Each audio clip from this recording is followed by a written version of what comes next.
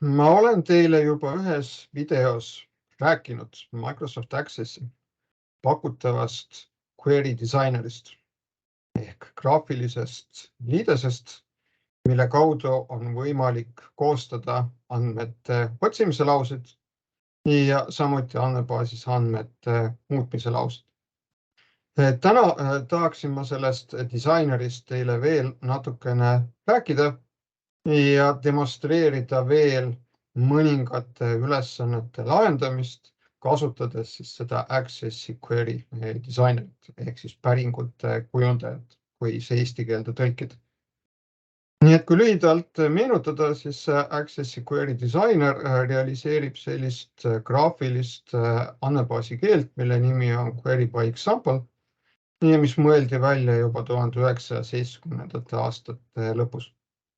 Idee on pakkuda graafiline liides, mille kaudu on võimalik koostada küsimusi andmebaasile ja mille kaudu on võimalik andmebaasis teha andmemuudatusi. Ja sellisena ei ole see query designer mitte spetsiifiline Accessile, vaid seda võib kohata tegelikult paljudes erinevates programmides, mille kaudu on võimalik kasutada erinevate andmebaasisüsteemide andmebaas. Nii, läheme siis ülesannete juurde, et lahendan need ülesanded jällegi andmebaasi tudeng põhjal. Ja esimeseks ülesandeks on leida kõik õppeained, millele õppimiste arv on kõige suurem. Tuleb väljastada õppeaine kood, nimetus ja selle õppimiste arv, veerus nimega arv. Selle ülesande juures kõigepealt tuleb juhtida tähelepanu sellele, et selle päringu tulemuses võib olla rohkem kui üks rida. Et päringu tulemuses on rohkem kui üks rida sellisel juhul, kui leidub mitu õppeainet, milles on ühepalju kõige rohkem õppimist. Nüüd seda ülesannet query disaineri abil kiiresti lahendades kasutan ma siis Accessis võimalikku lahendust, mille korral ma leian erinevate õppeainete õppimiste arvu, sorteerin tulemuse õppimiste arvu järgi kahanevalt ja valin top predikaati kasutades ridade hulgast need read, mille korral see arv on kõige esimene ehk siis kõige suurem. Kuidas siis toimuks selle lause koostamine kasutades query disainerit? Nii, algatan uue päringu koostamise ja valin siit sellised ained nagu aine ja õppimine. Nagu te näete, pakutakse mulle kohe välja, et need kahe tabeli puhul tuleks nendes tabelites olevad read ühendada ja programm oskab seda välja pakkuda tänu sellele, et andmebaasis on deklareeritud välisvõtme kitsendus veerule aine tabelis õppimine. Nüüd ma soovin siis väljastada ainetabelist ainekoodi aine nimetuse ja õppimise tabelist ka vastava ainekoodi. Kui ma vaatan koostatud SQL lauset, siis näeb see välja selline, ma ühendan kokku tabelid aine ja õppimine, kasutan uuemat ühendamise syntaksi, palun väljastada ainekoodi, aine nimetuse ja ka vastava ainekoodi tabelist õppimine. Kui ma panen lause käima, lause tulemuses on mul 29 rida, üks rida iga õppimise kohta, kus on määratud õppeaine ja nagu te võite näha siit sellest päringu tulemusest, on siin tulemuses korduvaid ridu. Mis siis tähendab seda, et ühe ja sama ainega võib olla seotud mitu õppimist. Ja nüüd tegelikult oleks mul vaja siis grupeerida ainekoodi ja nimetuse järgi. Ja iga selle grupi kohta ehk rühma kohta, mille ma siis ainekoodi ja nimetuse järgi moodustan, oleks mul vaja kokku lugeda sinna rühma ehk gruppi kuuluvate ridade arv. No näiteks ütleme, et siin füüsika 4, et seda õppeainet on õpitud 2 korda ja avalikus suhteid seda õppeainet on ka õpitud 2 korda. Nüüd, kuidas siis seda teha siin query disaineris? Et ma valin, et ma tahan leida kogusummad, ma klõpsan siia paremale hiireklaafile, siit alt valin kogusummad. Ütlen, et ma soovin rühmitada ainekoodi ja nimetuse järgi. Ja nüüd selle veeru aine puhul ma soovin siis kokku lugeda ehk loendada nende ridade arvu. Lähen korraks tagasi SQL-i vaatesse. Kood, mis mulle genereeriti, on selline. Panen selle käima ja päringu tulemuses on mul siis nüüd üks rida iga õppeaine kohta, millel on mõni õppimine. Näidatakse selle ainekoodi ja nimetust ja kolmandas veerus on näha siis selles aines toimunud õppimiste arv. Nüüd ma tahan anda sellele veerule ilusama nime, siin ma saan määrata aliase. Siis ma pean ütlema, et ma soovin sorteerida tulemuse arvu järgi kahanevalt. Valin siit laskuva järjestuse. Ja nüüd ma ütlen, et ma tahan kasutada seda top predikaat. Selleks ma siis vaatan, et mul oleks siit ülevalt selle kujunduse menüüst valitud see atribuudi leht. Ja kui ma klõpsan siia, kui viin kursori siia sellele hallile alale, klõpsan vasaku hiire klahviga, siis tuleb see atribuudi leht mulle ka kindlasti nähtaval. Ja võt siit atribuudi lehelt ma vaatan sellist atribuuti või omadust nagu maksimumväärtused ja ütlen, et ma tahan väljastada siit kõige read, kus see väärtus on kõige esimene. Ehk siia maksimumväärtuste alla kirjutan 1. Ja kui ma nüüd panen selle päringu käima, siis päringu tulemus on selline, nagu te näete, tulemuses on rohkem kui üks rida ja seda sellel põhjusel, et leidub parajasti 2 õppeainet, kus kohas on kõige suurem õppimiste arv ehk mõlemas nendes õppeaines õppimiste arv on 8. Kui ma lähen SQL-i vaatesse, siis see kood, mis mulle genereeriti, oli selline, et ma, nagu te näete, on siin selles select klauslis nüüd see top tingimus, predikaat, täpsemalt top 1. Ja see ei ole sama, mis limit, mida te võib-olla olete ka mõnes süsteemis kohanud, kellel on natukene rohkem kogemusi SQL-iga ja SQL andmebaasi süsteemidega. Et see top toimib siin selliselt, et read sorteeritakse arvu järgi kahanevalt. Ja nüüd see top 1 ütleb seda, et tuleb valida kõik sellised read tulemuse algusest, kus kohas see arv on kõige esimene. Nii et siin on siis tulemus just selline, nagu ma soovin. Ja nüüd ma võtan ja salvestan selle päringu ära, näiteks siis nime all ülesanne 10. Järgmine ülesanne 11. Tehke koopia tabelist õppimine nimega õppimine koopia. See on siis näide select into lausest. Ja ma kasutan select into lauset selleks, et tekitada tabelist koopia, kus kohas on kõik need samad andmed, nagu on selles algses tabelis. Aga selles tabelis õppimine koopia, mis nüüd selle päringu tulemusena tekib, et seal ei ole võtmekitsendusi, seal ei ole indekseid, et neid see select into lause sinna uude tabelisse üle ei kanna. Et tegelikult ainsad kitsendused, mis on selles tabelis õppimine koopia, on siis veergude andmetüübid, et need osatakse andmebaasi süsteemi poolt sinna tabelisse üle kanda. Nii et loon uue päringu, valin tabeli õppimine ja ütlen, et ma soovin väljastada andmeid kõikidest tabeli õppimine veergudest, et klõpsan siin selle tärnikese peal. Vajutan käivitamise tulemuse, vajutan selle lause käivitamiseks, siin ma näen selle päringu tulemust ja siin ma näen seda select lauset. Ja nüüd ütlen, et ma tahan koostada tabeli. Vajutan siia koosta tabel nupule ja ütlen, et ma soovin koostada tabeli nimega õppimine koopia. Okei.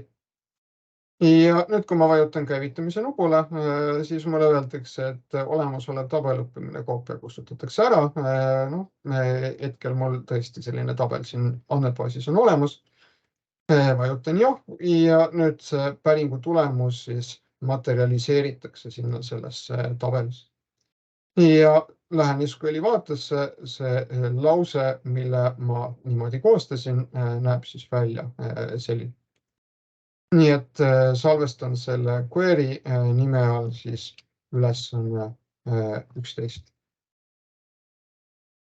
Ja tabel õppimine koopia, et kui see tabel õppimine koopia korra lahti võtta, et siis on näha, et siin selles tabelis õppimine koopia ei ole primaarvõtme kitsendust. Kõik veerud on mitte kohustuslikud, et kui vaadata siit alt neid veergude omadusi, et nõutav on ei, selle tabeliga ei ole seotud ka mitte ühtegi indeksit. Küll aga sellesse tabelisse õppimine koopia on siis tabelist õppimine üle kantud nende veergude andmetüübid, et seda suudab andmebaasisüsteem teha, kui ta seda päringu tulemust materialiseerib. Ülesanne 12. Lisage tabelisse õppimine koopia rida, kus õppejõu identifikaator on 3 ja algusaeg on 1. september 2000. Et see on nüüd ülesanne, selle peale tuleks koostada insert lause ja insert lause selline variatsioon, kus kohas see rida, mis tabelisse lisatakse, et see pannakse siis kasutaja poolt konstante kasutades kokku.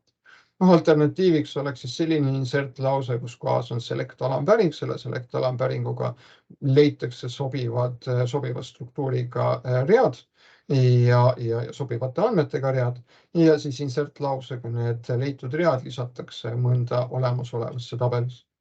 Aga praegu ma tahaksin siis lisada tabelisse rea selliste konstantsete väärtuste. Nii et ma võtan siis, algatan uue päringu koostamise, võtan siit sule ja ütlen, et ma tahan lisada andmed tabelisse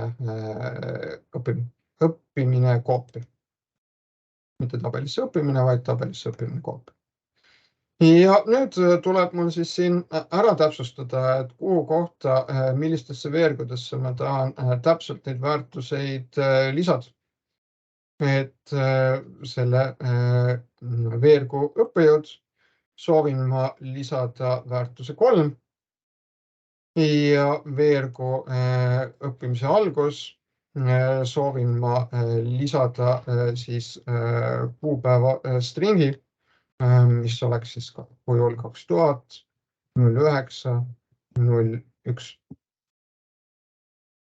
Ja siin kirjutan siis ka aliased, näiteks siia kirjutan õppejõud, siia kirjutan õppimise algus. Ja kui ma nüüd selle lause käivitan, siis mulle öeldakse, et olete lisamas tabelisse ühe rea. Ja kui ma nüüd lähen SQL-i vaatesse, siis koostati mulle tegelikult selline insert lause, kus siin selles insert lauses ei ole mitte values klausel, vaid on hoopis select alampäring. Et selline lause on ka võimalik, et Access'is on mul võimalik kirjutada select lauseid, kus kohas puudub from klausel ja see SQL kood, mis mul genereeriti, kui ma siis koostasin siit selle päringu, on siis selline. Ja siin panete tähele seda, et kui ma siin sisestasin algselt selle kuupäeva ISO formaadis, siis siin selles SQL koodis on see kuupäeva string esitatud sellisel kujul, et kõigepealt on kuu identifikaator, siis on päeva identifikaator ja siis on aasta identifikaator. Et see on siis Ameerika formaat kuupäeva esitamiseks. Nii et salvestan selle lause siis nime all ülesanne 12. Ja nüüd siis ülesanne 13. Tehke päring. Siin tuleb öelda tabeli õppimine koopia põhjal, kus iga õppimise kohta väljastatakse õppimise identifikaator, tudengi kood ja perenimi, veerus tudengi perenimi, ainekood ja nimi, veerus aine nimi, õppejõu kood ja perenimi ning õppimise algus ja lõpuaeg. Päringu tulemuses peavad olema ka sellised õppimised, millel on tudeng, aine või õppejõud määramata. Ja kui ma nüüd võtan lahti tabeli õppimine koopia, siis te näete, et ma lisasingi siia tabelisse nüüd ühe sellise rea, kus ma jätsin lisamata väärtused välja tudeng, aine ja tegelikult ka välja õppimise lõpp.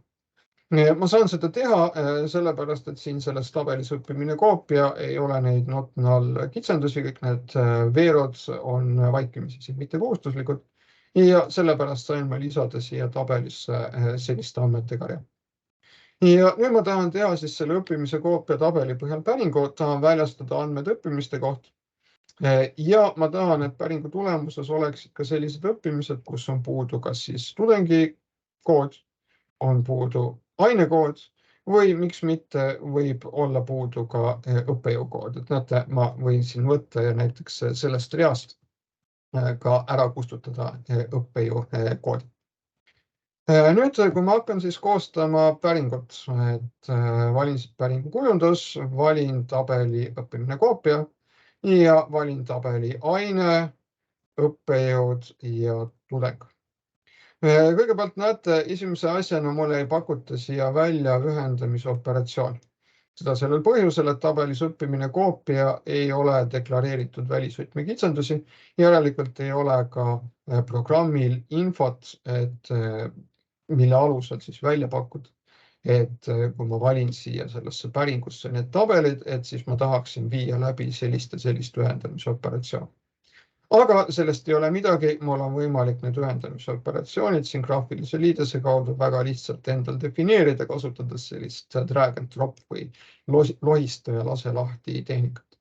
Nii et ma soovin ühendada tabeli õppimine koopia tabeliga aine, soovin ühendada tabeliga tudeng ja soovin ühendada tabeliga õppejõud. Ja nüüd oli siis öeldud, et päringu tulemuses peaks olema õppimise numbriline identifikaator, peaks olema ainekood ja nimetus, aine nimetus siis veerus aine nimetus, peaks olema õppejõu kood ja perenimi, veerus siis õppejõu perenimi, peaks olema tudengi kood ja perenimi, veerus siis tudengi perenimi ja lisaks sellele peaks olema ka õppimise algusaeg, õppimise lõpuaeg. See on SQL kood, mis mulle genereeriti valmis ja kui ma valin siit andmelehe vaade või siis ka vajutan käivitamise nupule, siis see lause täidetakse ja täitmise tulemus on see. Mida me võime näha täitmise tulemusest? Täitmise tulemusest me võime näha sellist asja, et siin päringu tulemuses on andmed selliste õppimiste kohta, kus on määratud nii õppeaine kui õppejõud kui tudeng. Kõik nad peavad olema selle õppimise juures määratud. Ainult sellisel juhul on selle õppimise andmed siin selles päringu tulemuses. Ja põhjus on selles, et viiakse läbi inner join operatsioon. Ehk siis ma ühendan need tabelid kokku niimoodi, et mul on päringu tulemuses ainult need read tabelist õppejõud, millele on olemas ka vastetabelites tudeng, aine ja millele on vaste ka tabelites tudeng, aine ja õppejõud. Kuidas teha niimoodi, et päringu tulemuses oleksid ka need õppimised, millel on aine määramata või millel on õppejõud määramata või millel on tudeng määramata. Et selle tegemiseks oleks mul vaja inner join operatsiooni asemel läbi viia siis outer join operatsioon ehk siis selline välisühendamise operatsioon.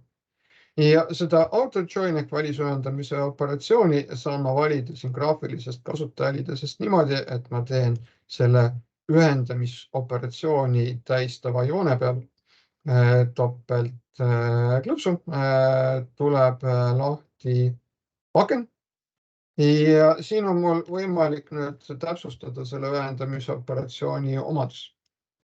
Ja siin näete valik number 3, kaasa kõik kirjad tabelist õppimine koopia ja ainult need kirjad tabelist aine, mille ühendatud väljad on võrdsed. Et kaasa kõik kirjad tabelist õppimine koopia. Samamoodi seos tabeli õppimine, samamoodi nüüd see ühendamise operatsioon tabeli õppimine koopia ja õppejõud vahel. Kaasa kõik kirjad tabelist õppimine koopia. Sõltumata sellest, kas õppimise koopias on õppejõud määratud või mitte. Ja samamoodi ühendamise operatsioon tabeliga tudeng, jällegi kaasa kõik kirjad tabelist õppimine koopia. Et siin ta praegu oli valik number 2. Ja vajutan OK. Ja näete pildiliselt näeb see siin välja niimoodi, et sellest õppimise koopiast lähevad nagu välja sellised nooled. Läheb välja nool tabelisse aine, läheb välja nool tabelisse õppejõud, läheb välja nool tabelisse tudeng. Kui ma vaatan SQL koodi, mis mulle genereeriti, siis nüüd inner join operatsioon on siis asendatud siin välisühendamise operatsioonid, outer join operatsioonid. Ja nüüd, kui ma vajutan käivitamise nupule, siis nüüd selles päringu tulemuses tänu sellele, et me inner join operatsioonid asendasin outer join operatsioonid, on selles päringu tulemuses nüüd täiendavalt võrreldes selle inner join'i kasutanud päringuga, nii et 2 rida, mille ma olen siin tähistanud sinisega. Ehk ühel juhul õppimine number 43 oli selline, millel oli määramata õppejõud. Ja õppimine 44 oli selline, millel oli määramata õppeaine ja millel oli määramata tudeng. Ja tänu nüüd selle outer join ehk välisühendamise operatsiooni kasutamisele, tänu sellele on siin päringu tulemuses andmed ka selliste õppimiste kohta. Et kui ma lahendaksin sama ülesannet tabeli õppimine põhjal, siis mul tegelikult sellist outer join operatsiooni vaja ei oleks, sellepärast et õppimise tabelis on nii veerg tudeng, aine kui ka õppejõud on kohustuslikud veerud. Näiteks ma teen siin aktiivseks veeru õppejõud, siin on näha veeru omadustest, et ta on nõutav on jah. Ehk ma tegelikult õppimise tabelis ei saa registreerida õppimist, kus on puudu tudeng, ma ei saa registreerida õppimist, kus on puudu aine või ma ei saa registreerida õppimist, kus on puudu õppejõud. Nii et kui ma teeksin selle päringu tabeli õppimine põhjal, siis mul selle outer join või välisühendamise operatsiooni läbiviimiseks ei oleks põhjust, aga kui ma tegin päringu nüüd tabeli õppimine koopia põhjal, kus kohas seda veergude kohustuslikust kitsendusi ei olnud, et siis siin tabelis võivad need andmed ka puududa ja oma päringu tegemisel peame sellega arvestama. Nii et veel kord kokkuvõttes, et see välisühendamine antud juhul tähendab seda, et päringu tulemuses on andmed kõikide õppimiste kohta, ka sellisel juhul, kui õppimisel on puudu aine, sellisel juhul, kui õppimisel on puudu õppejõud ja sellisel juhul, kui õppimisel on puudu tudeng. Nii et võtan ja salvestan selle ülesande vastuse siis eraldi query.